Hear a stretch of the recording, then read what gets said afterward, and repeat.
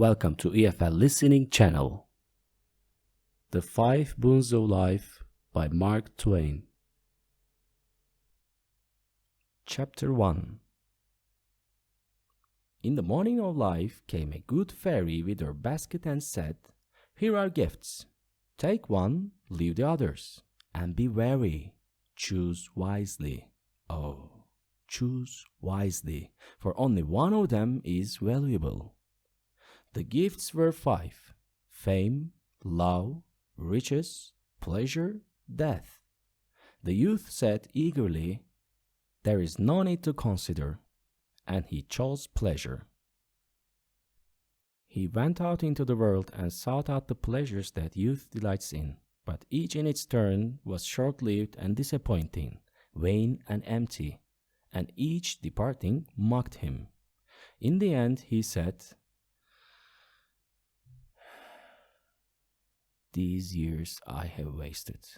If I could but choose again, I would choose wisely." Chapter 2. The fairy appeared and said, "4 of the gifts remain. Choose once more, and oh, remember, time is flying, and only one of them is precious." The man considered long, then chose love, and did not mark the tears that rose in the fairy's eyes. After many, many years, the man sat by a coffin in an empty home, and he communed with himself, saying, "One by one they have gone away and left me, and now she lies here, the dearest and the last. Desolation after desolation has swept over me. For each hour of happiness the treacherous trader Love has sold me, I have paid 1,000 hours of grief. Out of my heart of hearts I curse him." Chapter 3. Choose again. It was the fairy speaking. "The years have taught you wisdom. Surely it must be so. 3 gifts remain. Only one of them has any worth. Remember it, and choose warily." The man reflected long, then chose fame, and the fairy, sighing, went her way. Years went by, and she came again, and stood behind the man where he sat solitary in the fading day, thinking, and she knew his thought. "My name filled the world, and its praises were on every tongue, and it seemed well with me for a little while. How little a while it was! Then came envy, then detraction, then calumny, then hate, then persecution, then derision, which is the beginning of the end, and last of all came pity, which is the funeral of fame. Ah, the bitterness and misery of renown, target for mud in its prime, for contempt and compassion in its decay." Chapter 4. Chose yet again. It was the fairy's voice. 2 gifts remain, and do not despair. In the beginning there was but one that was precious, and it is still here. "Wealth, which is power. How blind I was," said the man. "Now at last life will be worth the living. I will spend, squander, dazzle. These mockers and despisers will crawl in the dirt before me, and I will feed my hungry heart with their envy. I will have all luxuries, all joys, all enchantments of the spirit, all contentments of the body that man holds dear.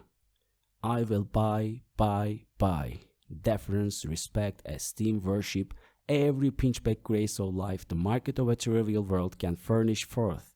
I have lost much time and chosen badly heretofore, but let that pass. I was ignorant then, and could but take for best what seemed so."